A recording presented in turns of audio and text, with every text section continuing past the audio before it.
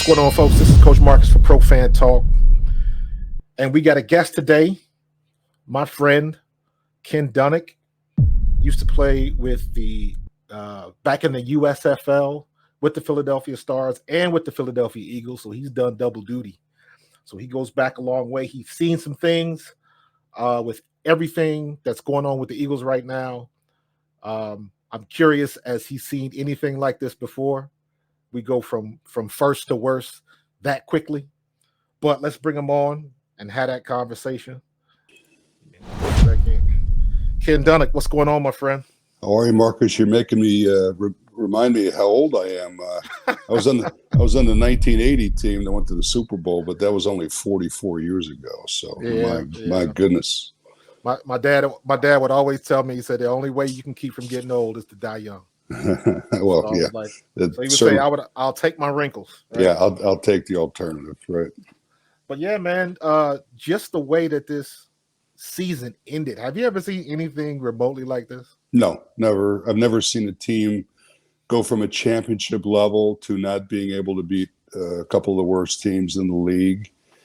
I had a philosophy. I don't know if it's true, but certainly the change in the team came around the time they changed the defensive coordinator. Now, what we really don't know is whether the front office dictated that move or that was Nick's choice. Right. They're saying it's Nick's choice. I'm not going to call them liars, but to me, it kind of leans toward that being a front office choice. And then, of course, the players and the other coaches responded to that negatively. I may be right or wrong, but in any case, that move really seemed to cause the downfall. Yeah, I was thinking about that too, because I was under the impression that Sirianni and Patricia were friends. So he was bringing in one of his boys, but I'm with you, man. I can't see that happening without Howie's approval. Yeah, I don't know if Patricia knew Sirianni before this. I was led to believe that, Lurie is a Boston guy, and he's always admired the Patriots. And I thought the Matt Patricia thing might have been orchestrated by him when he was cut loose from Detroit. So, either way, it certainly backfired on the team. The defense went from being okay to being totally non-competitive. I've never seen a team play with less heart and less technique. You've played the game, and you know that when you miss that many tackles and there's nobody even remotely in the area, and we're not getting any heat on the quarterback, that's just a lack of desire. And it's a tough one to figure out. I couldn't understand, because my logic was this. Yes, we had problems on offense with the creativity and the play call and all that kind of stuff. We'll get to that later. But on defense, as bad as we were, the defense would have looked so much better if they could simply tackle like an adequate NFL team, and we couldn't do that. And to me, that was weird, because the first 10 games we were doing okay. We weren't the best tackling team, but we were getting it done. We still had that game against the Rams where we shut them down in the second half. Yeah. We still had what we did against Miami. We still had what we did against Kansas City. Mm-hmm. We got a little bit of help, but ultimately they didn't score any points in the second half. So you got to give Sean Desai some credit.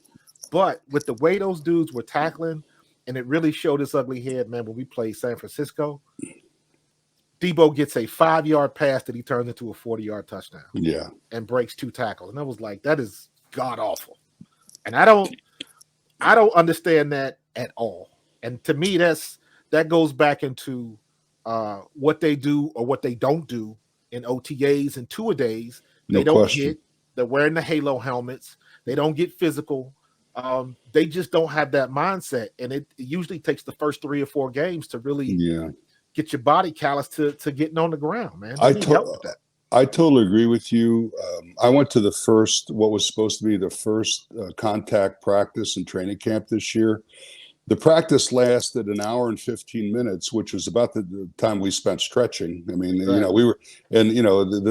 we stretched for about a half an hour, 45 minutes, and then we went right into the Oklahoma drill. So we were bleeding after an hour and 15 minutes of practice was just getting started. So I get it's a new era in pro football, but if you look at the Detroit Lions, Exactly. Dan Campbell ran a rough training camp, and he actually gathered the team together and apologized for making them tackle to the ground in practice. He realizes that their injuries can't happen, but if you're going to be a championship team, you have to be good at that. And Absolutely. it's something that I haven't seen the Eagles do under this regime. Now, we don't get access to practice that often, and we don't even see a lot of the important stuff. And neither does the media. The media is excused after just a photo op these days of practice. So you really don't know what's going on there, but certainly something's lacking, whether it's practice techniques or desire or camaraderie or whatever. There was something was just definitely amiss this past last half of the year.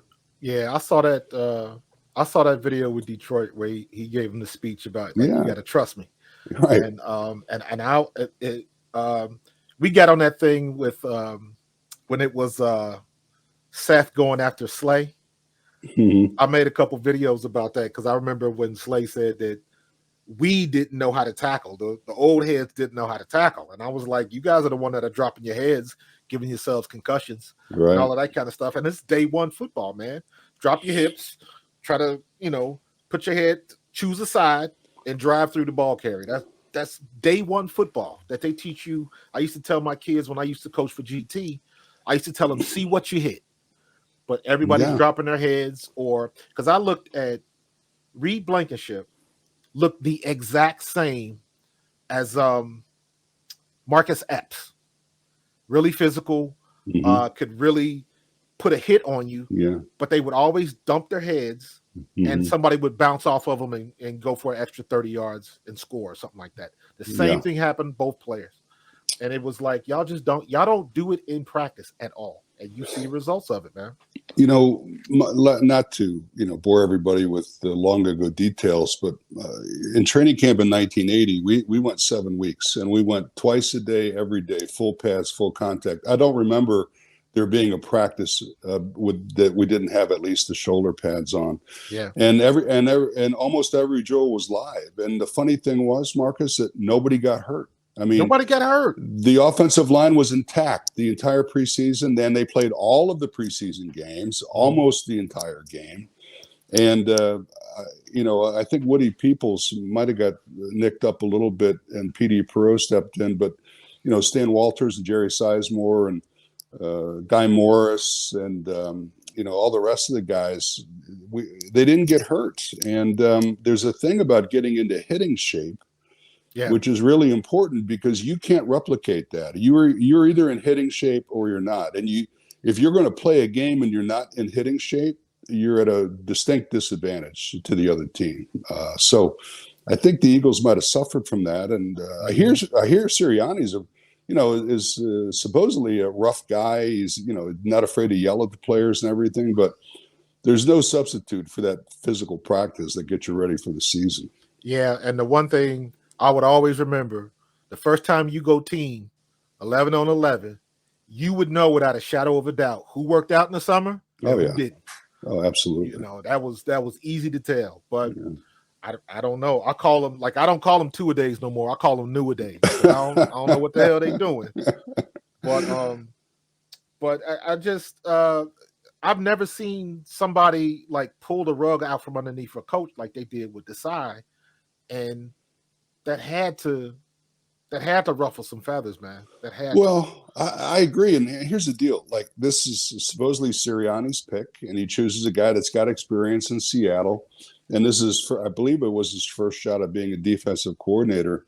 Yeah. And you're 10-1, and you pull the plug at that point on a team that's, it wasn't perfect, but 10-1 is 10-1.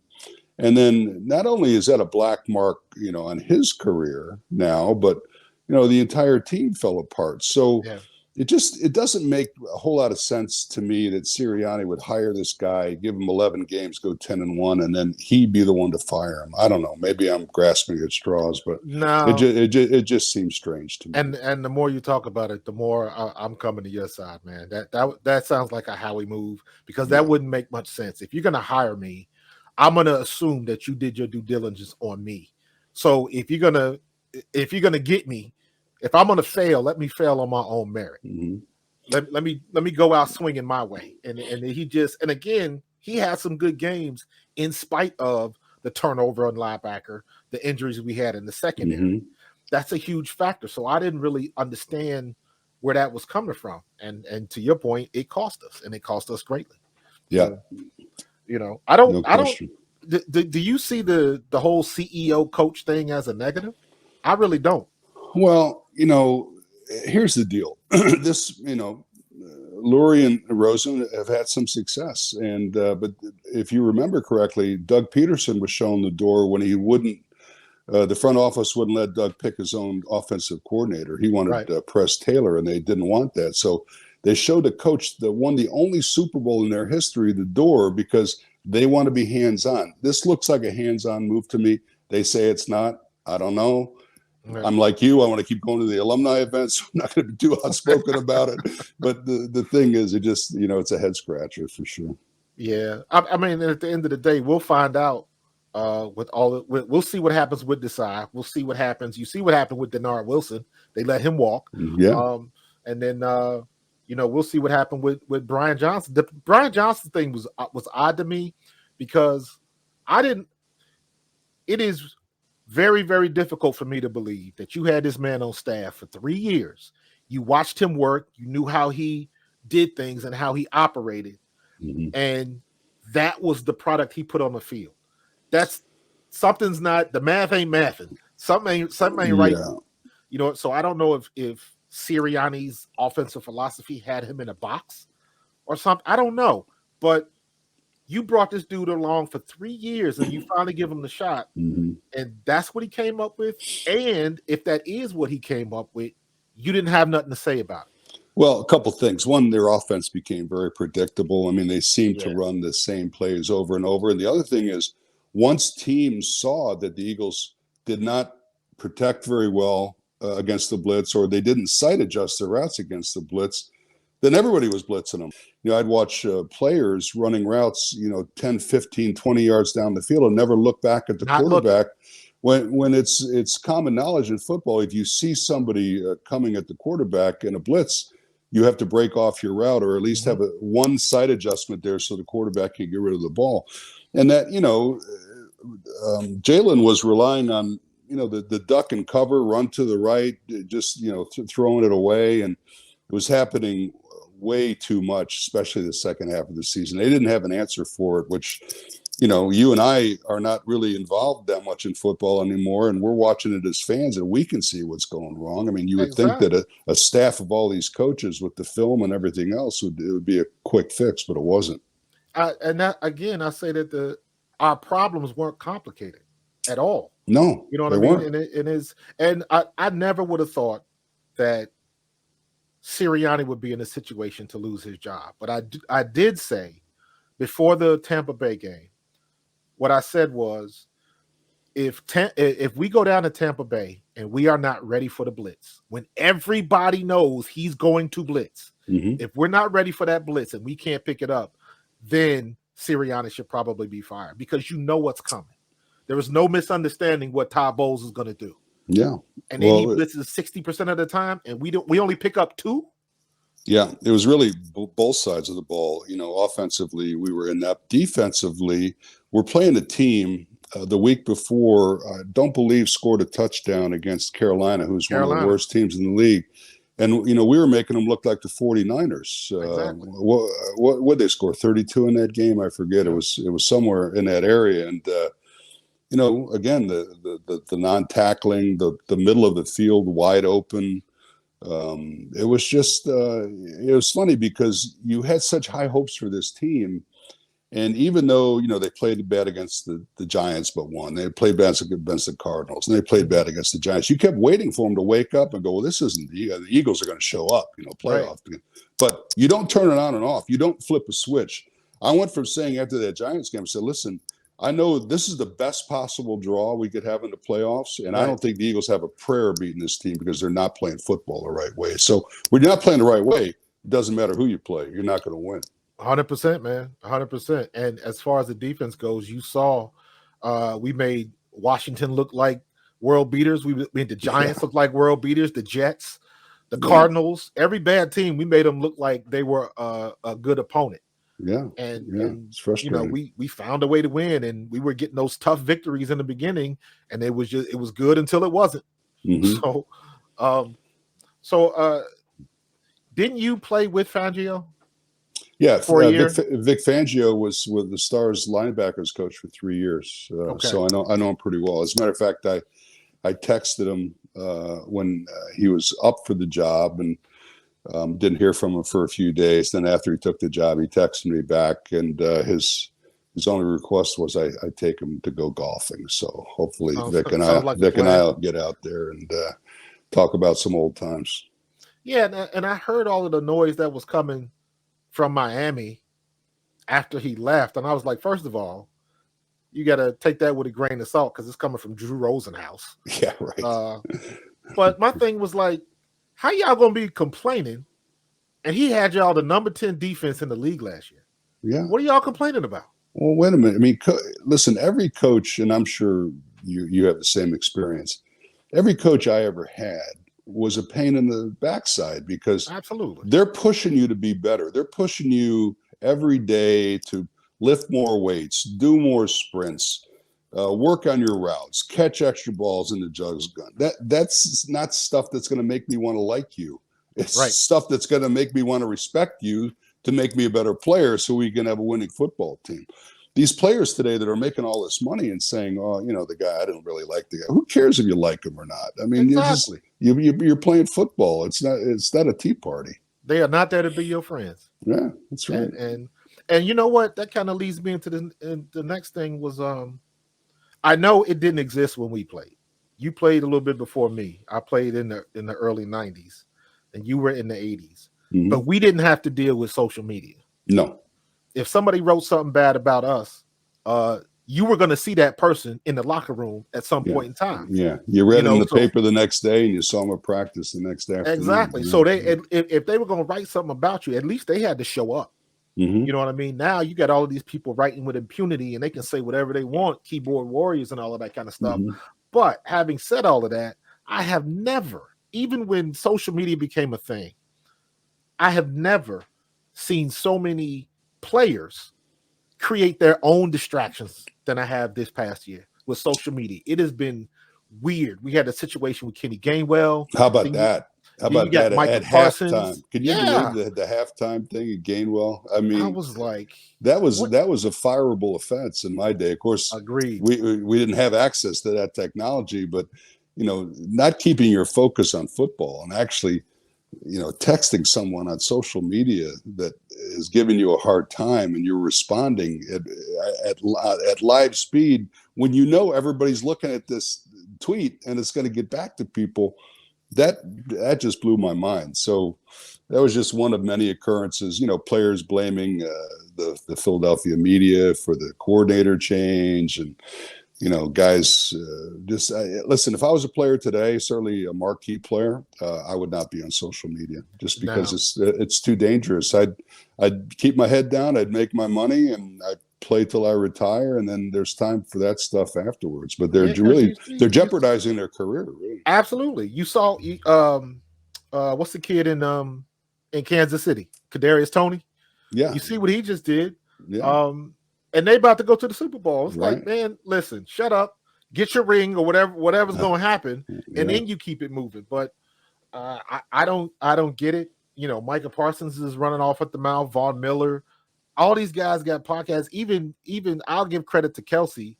At least they keep it light, and they're not in-game stuff. Yeah. And I can just imagine. I played with Seth and Clyde and B&E and EA and all of those guys.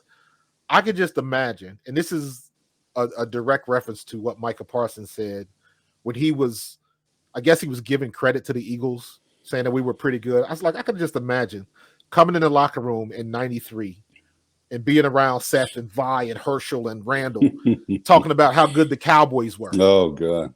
I was like, Seth would smack the hell out of me, man. It's a different day for sure. It really is, man. It really is. And I've never seen these guys put themselves self-inflicted wounds so often. But Marcus, the major thing is a lot of these guys at a relatively young age have a lot of money guaranteed, and Yeah, that's the great difference maker because not only were you and I not playing for guaranteed money, we were playing for our next week's paycheck. So absolutely. we didn't want to ruffle any feathers. We didn't. We wanted to play well and be a team player so we could play the next week. And they don't have that jeopardy hanging over their head like we had, and so I guess they feel like the team guaranteed me $50 million. They're not going to walk away from me. Guess what? You got the money, but a lot of teams do walk away from those contracts now because they realize that it's not producing winning football. Right. You've got discontent in the locker room. You've got players barking at each other, at media, at social media, at coaches, and it's just not a good and conducive environment for winning football. Yeah. What are your thoughts on Sirianni just as a coach? Because I'm of the opinion that if he did not, and this is a plus for Sirianni, if he was not as loved as he is in that locker room, we would have had a fractured locker room. I think the reason why we didn't is strictly on the relationships that he's built. That's the one thing he can do. He can cultivate relationships. But I do think he is loyal to a fault. Everybody's got their own style. Me personally, I thought that having been the Eagles coach for 3 years, making the playoffs every year, I think you deserve to take another shot at it. However, I do believe that front office meeting, they dictated to him that he was going to have to make these coordinator changes. And, one of the reasons why you see coaches like Belichick and Vrabel not getting jobs right away is because they want to demand too much power these days. So when teams look at a coach, they say, listen, I can hire Belichick. He's got a winning record, but he's going to tell the owner what to do. Or the owner can hire a Nick Sirianni, keep control of his franchise, hope it works out, because there's no financial incentive for teams to hire someone other than the owner's ego, because they're making all the money already. Every seat is sold. Every the TV contract, all the concessions, the parking, that's all going to go in the owner's pocket, no matter who they hire. So they want to hire people that they can keep their thumb on and hopefully do what they want them to do. And I think that's why the Eagles first hired Doug Peterson, and that turned out to be a good move. I was against it. I didn't think he had that much experience, but proved me wrong. And you and I both know Doug. He's a great guy. I'm glad it worked out for him. And Sirianni, and then the same kind of thing. And a lot of teams are doing that these days. They're passing by these experienced, winning coaches to go with unproven people, but they can tell them what to do. Yeah, and you got pluses and minuses on both sides. You get a situation like Jimmy Johnson and Bill Parcells down in Dallas, and Jerry Jones not willing to give up control. Or you got a situation like up here with Chip Kelly, and that's the other end of the spectrum, where you let him tear apart a great team and kick great players out.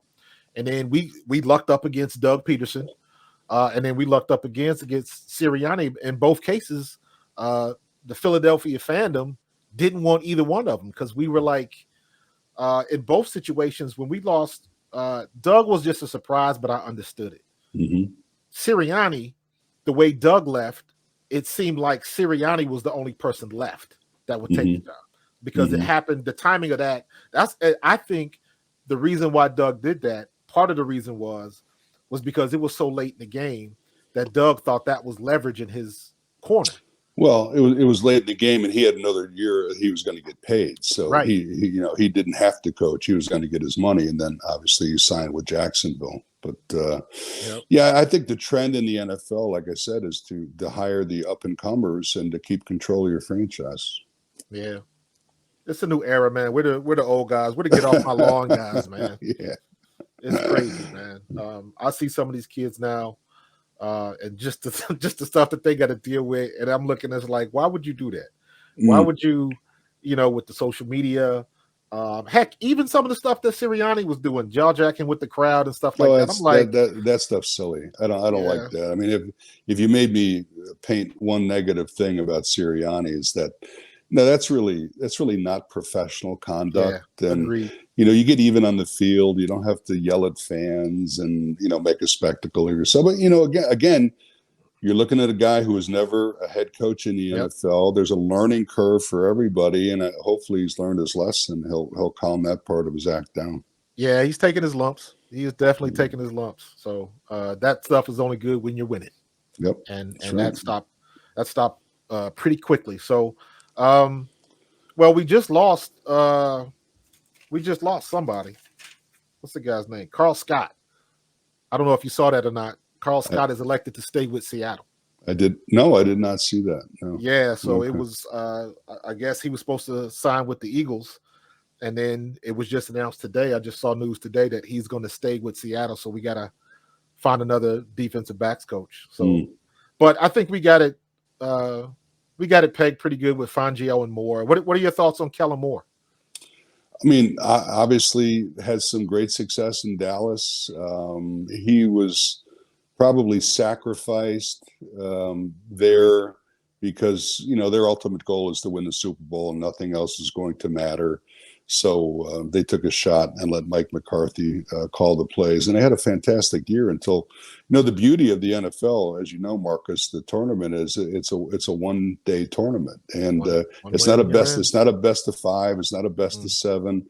And the pressure to play well in a one-game tournament where you put so much work into a football season is really what makes the game so special. So, it's a pressure-packed situation.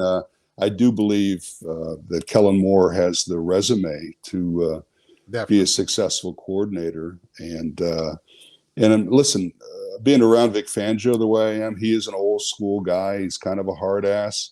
I can tell you this: he was around some pretty good linebackers with the Stars, with the guys like Sam Mills and John Bunning and George Jameson and Michael Johnson and George Cooper and a lot of the Glenn Howard, a lot of the guys we had on the Stars. He helped them become really fine players, and most of them went on to the NFL. Yeah, I think they got it. I think they got it covered. I think we're getting Clint hurt. He's a scary looking guy, isn't he? Man, between him and Big Dom, who's going to mess with either one of those guys? Oh my God, man! But I tell you what, though, the one thing they I had to pause for a little bit, and I was like, well, Seattle's defense was worse than ours. Yeah, Seattle was ranked 30th. We were ranked 26th. So, but having said that, I have watched some of the stuff on Clint Hurt. I've watched some of the videos and interviews and kind of personal things. I like his attitude. I like his demeanor. I like the way he comes across and does his business. So I think he will be a good coach here. And isn't he a Fangio disciple? Didn't he work with Vic before? I'm not sure of that. I know he was with the Commanders for the last 2 years in Seattle for the previous 6 or 7. I don't know if they've ever crossed paths, but I can tell you this, as you know, the coaching in the NFL is an old boys network, and you're either going to hire people that you've worked with in the past or have been recommended by somebody that you've worked with in the past. So these lines all cross in NFL coaching circles, and these guys, they all pick people they're familiar with, either personally or by someone they trust. Yeah, man. Nepotism, favoritism, it all comes into comes into play. Everybody knows somebody. Well, before we get up out of here, what are your thoughts on the Super Bowl? Who do you got? I think it's a great matchup. I think on paper I would slightly favor San Francisco, but Kansas City's got the it factor, and you're looking at Patrick Mahomes, who's turning into really a modern day Tom Brady with his success. His ability to escape the pass rush and throw on the move so accurately presents really a huge problem for a defense. And as good as Baltimore's defense was, Mahomes was able to outskill them. Yeah. And of course, Kansas City has a good defense too, and they totally shut Lamar Jackson down. So I think it's going to be a good game. If you're asking me for a prediction, I'm going to say the San Francisco in a very tight game, like 29-26, something like that. But I do think some points, even though they have two good defenses, I do think some points will be put on the board because of the two dynamic offenses. And hopefully the weather is nice out in Vegas and we'll have a good show. Yeah. What do you think about, what are your thoughts on Purdy? I think he's, he reminds me of the Stars quarterback, Chuck Fusina. Everybody talked about, he's not that big. He's not that fast. He doesn't have the arm strength. But, quarterbacks have to have intangibles. Number one is leadership. Number two, they have to be smart. They have to know the defense that they're playing against. They have to know the coverage and the blitz pickup. And Purdy has all those intangibles. He's got a serviceable arm, but he's a really smart guy. He makes the good decisions, and he's got the weapons. I mean, look at Ayuk and Deebo Samuel and McCaffrey and all these guys. I mean, it's not all on the quarterback in San Francisco. He's got a lot of help. Yeah, and I think I think Purdy is in the same boat that Jalen Hurts was last year for the same exact reasons. Mm-hmm. He's not your 6'4" guy with a cannon arm. So he had that against him. He got criticized because he had all of the weapons. It was the system. It wasn't the quarterback, because a running quarterback or somebody that doesn't meet the check all the boxes, he can't win. And the only thing they've done is win all the way up to the Super Bowl. So, well, I can tell you this: being on that, and that's a big stage, and having played a part of that in 1980, I can tell you that if you've never been there before, it's something that you've got to really ready yourself for, because I remember having breakfast at the team hotel, and I was sitting next to Magic Johnson and Ed McMahon. You're seeing celebrity, Joe Torre in the next booth next to you, all these famous people, and they're there to see you. So you can, get ahead of yourself, and you just have to relax, take a couple deep breaths. It's football the way you've always played it. And, that would be the edge that I give Kansas City, is that Mahomes has been there before. He's used to that stage. Yeah. We were one fumble away, man. Yeah, almost. I know. Yeah, and one penalty call away too. One penalty, that fumble, that penalty, and that stupid, was it a punt return? Yeah. But listen, we have all the technology in the world, right? So in the booth, the NFL should have a master referee going, do you really want to decide the world championship on a ticky-tack holding call like that? I mean, now, if they don't call that and the Eagles come back down and score, that might have been the greatest Super Bowl in history. Absolutely. So I think, sometimes common sense doesn't come into play, but it is what it is. No, they don't. I wanted to ask you about that because I've been following the XFL and now the UFL. Mm-hmm. But the one thing that I really enjoyed last season when I watched was what Dean Blandino did in the referees booth. Every time they called a play that was questionable, they went up in the booth. They had cameras in the booth, so you could see the whole process, all of the different angles they were looking at. Yeah, they pulled back the curtain, right? Man, that was really informational. And I was like, okay, even if it was a call that I didn't agree with, I could say I understand how you came to that point. But I think now it's to the point where the technology is there. You have to use it. Well, listen, how about this for technology? You can have lasers on the sideline. You don't have to use the chains anymore. You have a laser that they know what's a first down and what isn't. You've got, take control. If you see an obvious pass interference, for example, press the buzzer. Hey, guys, we're going to call this from the booth. You missed it. I mean, if replay is supposed to get the play right, correct, why not get everything right and have somebody in control in the booth that can make those decisions? I think that's going to be the next phase of officiating in football, because the referees are getting a lot of heat these days. It's a tough game to officiate. Rightfully so, though. Mm-hmm. Rightfully so. So I don't know what they're going to do with it. They have to make it better, because even with what they're trying to do, with all of the calls that they're missing and what they're calling at crucial times, it's inexcusable. Yeah, it's just like I said, it lacks common sense. So hopefully they'll make that adjustment here in the next season or two. Yeah, we'll see. Hope we'll have a good game. I think Kansas City's going to find a way to win it. Yeah, listen, it would not surprise me a bit. They've been there before. Mahomes is, like I said, he's the best of the best. So, on paper, San Francisco might have a slight edge, but certainly would not surprise me at all. Kansas City won the game. Yeah. All right, man. I appreciate this conversation, my friend. Real quickly, if you want to tell everybody about Jersey Man, now is your time. Oh, thanks. Well, Markus, first of all, congratulations to you. You do a great job on this podcast, and you know what you're talking about. I'm not sure why ESPN or Fox hasn't snapped a guy like you up yet, but if I have anything to do about it, they will. Yeah, I'm the owner and publisher of Jersey Man and Philly Man magazine, local magazine here in Philly and South Jersey. We also have franchises now in Boston and Miami. And life is good. We've got a huge business network. If you're interested in checking us out, maybe attending one of our private networking parties, Markus, you're certainly welcome to attend. Reach out to me, Ken, at jerseymanmagazine.com, or visit jerseymanmagazine.com and get some information and reach out to us. Can do, man. Appreciate you joining me. All right, a little Markus. ball. Yeah, man. And enjoy the Super Bowl. Tell the family I said hello. Thanks. You do the same, talk man. again, my friend. All right. Take care. If you like that conversation with Ken Dunek or any of my content on my channel, please do me a favor and subscribe. Click on that notification bell so you do not miss a thing. Thanks for joining me, and I will see you guys in the next play. Peace.